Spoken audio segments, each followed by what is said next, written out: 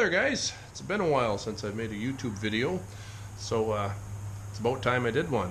The main reason is because we haven't had any snow and I haven't had anything to plow, so most of my videos involve tractor stuff, and when there's nothing to do with the tractor, it gets kind of boring. So been busy too, so that's been another reason. But I finally got a reason to make a video. I was on our Kubota Facebook group, Kubota Tractors and Equipment Facebook group, and came across a post. I think it was about some guy wanted to know what kind of trailer to get for his Kubota, and I had suggested a dump trailer. And then a guy who I've corresponded with before, his name is Tony Ashwell. Well, he's quite a fabricator, and he is in the process of making a dump trailer, building one his own, because he's got a few more skills and a lot nicer shop and some higher quality tools than I'll probably ever have. He also doesn't live too far from me. He lives probably a couple hours away, maybe even a little bit less than that, in Hutchinson, Minnesota. But he's got a business, and it's called AI2 Products. And he makes stuff specifically for the BX. So he's got, as you can see, a few attachments. He's got some bucket attachments, a snow blade, he's got a pallet fork, a material bucket. He's got a few other things too. So, check him out. Tony Asheville, bxattachments.com is his website. I can't tell you much more than that. He makes some good quality stuff. I've seen some pictures. I follow him on follow his group on Facebook. He also is the administrator on the Kubota BXer. I think that's what it's called. You know what? Let me get it right. I want to look it up. Pull out my phone here and see what I can find. Here it is. The Kubota BXer Network. So that group's got 861 members, and it's all stuff about the BX, and I think the majority of us Kubota owners own BXs, so check it out. You might learn something about your tractor that you didn't know yet. Anyway, got my tape measure. We're going to go get those measurements that Tony needs, and hopefully he'll appreciate this video. So good luck building this trailer, Tony. I'm looking forward to seeing some pictures of it, but we'll get those measurements now. Alright guys, here's my trailer. This is a dump trailer. It's a small dump trailer. It's a 5x10 load trail trailer. It came with ramps. It's got a 3-way gate. It's got tandem axles. Those axles are 3,500 pounds a piece, so I can haul, minus the weight of the trailer, which is about 2,000 pounds. I can haul about 5,000 pounds in this trailer. And you can get the option to upgrade axles to get 5,000 pound axles, so you could really haul even more, probably up to, let's see, you could haul 8,000 pounds, but I just couldn't foresee sticking 8,000 pounds of stuff in a 5x10 trailer. And it hauls my my Kubota BX25 perfectly. As long as I hang the bucket over the front, it fits in there just like a glove. So I really like that. So we're gonna raise it up. Tony wants some measurements of the axles, and get him a few other things too. So it is battery over hydraulic. It's got about a 10-12 foot cord here. What I like about this switch is it's magnetic, so I can stick it to the side of my truck door or something when I'm using it, and I can still operate it from my driver's seat. So we're going to raise it up.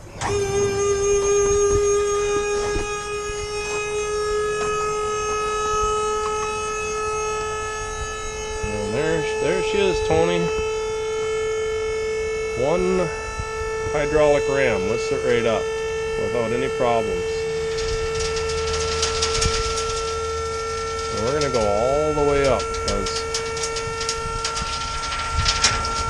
that's just fun. Okay, here we are. Now we're going to be crawling under this. What we're going to do is we're going to put this the safety latch right here so we can get some decent measurements. You don't have to worry about losing our head. Okay. Tony, the diameter of this cylinder, the housing is about 3 3/4 inches. So let you take a look at that for yourself here.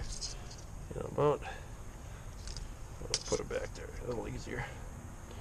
About 3 3/4 inches, give or take an eighth, maybe 3 5/8. The diameter of this cylinder is about 1.5 inches, and it isn't about 1.5 inches, it is 1.5 inches. Got to be specific. Now the length of this cylinder, all the way from, I'm going to try to go from the center of the pin to the center of the pin. And I'm not going to be able to show you this one, but I'll tell you what it is. It is, line that up pretty close anyway. Oh, it's about 58.5 with it fully extended. And I believe it is fully extended. 58.5. What else can I tell you about it here? It is an Eagle hydraulic cylinder. There's the model number. How's that for some information for you, huh, Tony? He even giving you the model number. So that's what that is. And let's see, what else might you like?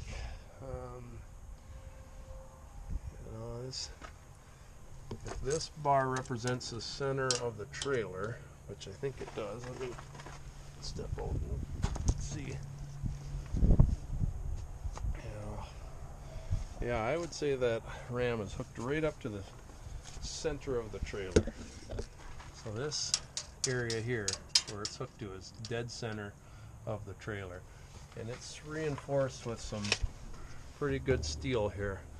I know for a fact I have hauled 7,000 pounds of sand in this trailer, and it really had no trouble lifting that sand up at all.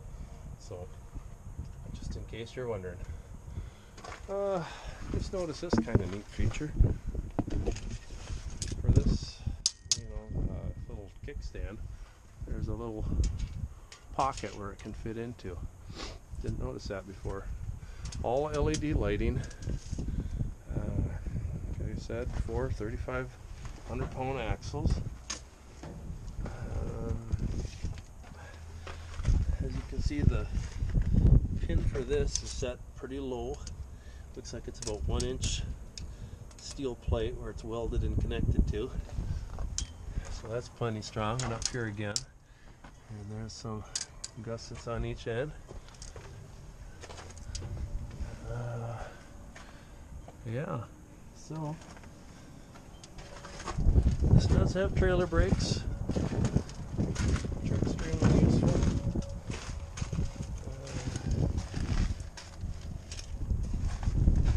I don't know what else to tell you. That's about all I can figure out. Let's see, show you the width of the frame, 59 inches by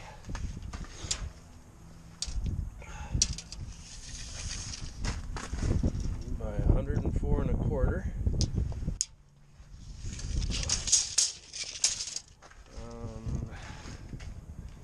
Came with these Gladiator tires, which you can buy for about $100 a piece on Amazon, actually. If you want to know why I know that, because I had to replace one after I destroyed the sidewall after running over some old exhaust pipe I had. But yeah, that was a fun day. Anyway, there it is, Tony. Wish you luck building one. This is, I can't remember what gauge steel this floor is, but it's pretty heavy duty. It's heavier than what the big Tex is using. That's all I can tell you. If you look on Load Trail's website, you can find that. Got some 3-inch beams going across.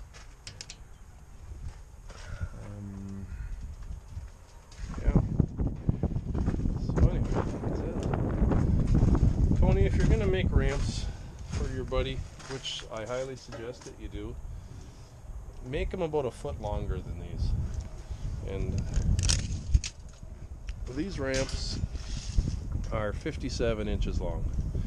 You know, even if you went 64 inches is better, but if you went, you know, 5.5 feet or so, that's probably good. 6 feet would even be best. Only because when I'm loading my BX on this trailer, and I don't know what your guy's using his for, to get the tractor on the trailer, I have to bring the dump trailer in the up position just a little bit to get that angle because of the backhoe on the BX. So otherwise it'll drag and hit the ground.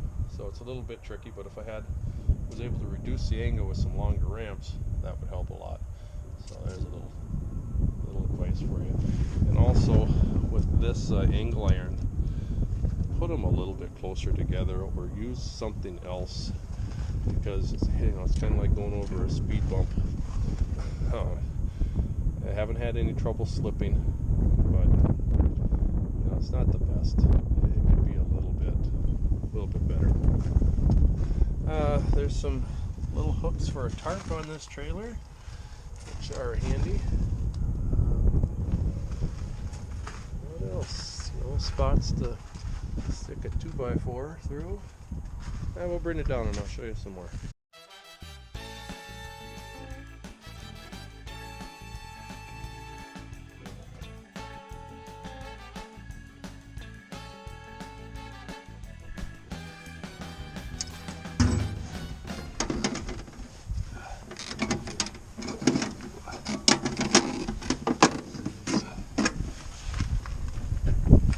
This does have a battery charger to plug into. It's pretty easy to access. Let's see where it is. Right back there. I don't know if that's really the best spot to access it, actually. If you're going to do it, maybe put one up here. And another thing, now that I think of it, move your hydraulic box up a bit, you know, because when I'm going over some steep grades, once in a while this will scrape, like on the bottom of my driveway where there's that little incline. So I never really put this hitch any higher up than that, because if I do scrape, I'd rather have it hit this plate than the bottom of this. So when you build yours, bring it up. If you look at the new load trails, they fixed them so they're a little bit higher. And they also used a scissor lift in the new ones instead of just the long hydraulic ram, which, as I told you, isn't really necessary. But so what else can I tell you? Oh, D-rings. Gotta have these. Get you some D-rings and weld them on the inside. Don't weld them up here. This trailer has 4 of them. That's all you really need. It's got one on each corner. I don't think you would need more than that. I don't know what you're hauling. It's got a little spot here for the tailgate when it's all the way open to attach to, which is good. LED lights on the back. Yeah, let's see. So now you know. I really want to see some specs. There it is. So I can haul 4,720 pounds legally. It's a good trailer. This load trail, I really like it. They miter the ends of it. They do powder coat it. Not too crazy about powder coating, but it's holding up okay. But I don't use it that heavily either.